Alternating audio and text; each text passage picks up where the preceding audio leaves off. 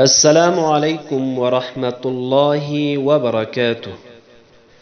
ګرانو لیدونکو او اوریدونکو د نورانی قاعدې دوهم درس ته ښه راغلاست. په تیر درس کې مو مفردات د حروفو وویلې او شکلونه مو د حروفو وپیژندل او اوازونه مو واوریدل. په نننی درس کې مرکبات د حروفو مونږ او تاسې وایو، خو کومو لیدونکو او اوریدونکو چې لومړی درس نوی یاد کړی، کوشش وکړئ چې اول هغه درس یاد کړئ، بیا مرکبات د حروفو تاسو ته ډیر زیات آسان کیږي. مرکبات د حروفو کې شکلونه یا تصویرونه د حروفو په بیلابیل ډول لیکل شوي دي، خو تلفظ هماغسې ده. نو راځو دوهم درس شروع کوو. أعوذ بالله من الشيطان الرجيم. بسم الله الرحمن الرحيم.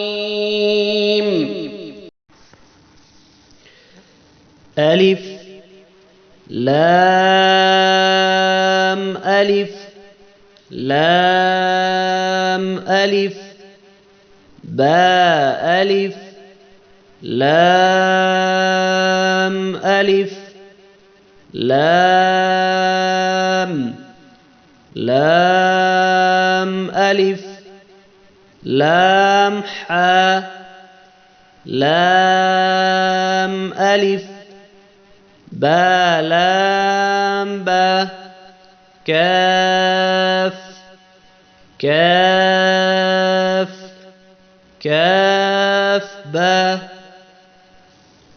كاف با كاف ألف كاف ألف با كاف تا تا كاف ثا با تا ثا نون يا با ألف نون ألف تا ألف يا ألف ثا ألف باسين ياسين نون سين تاسين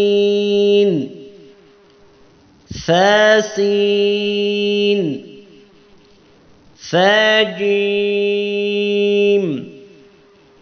تاحا نون خا يا حا باجيم يا ميم باميم نون ميم تاميم ثاميم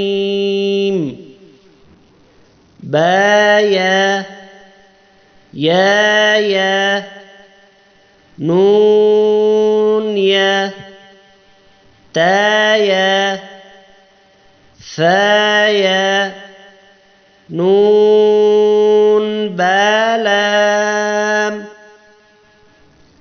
تا نون لام بايا لام يا تلام ثا ثلام نون با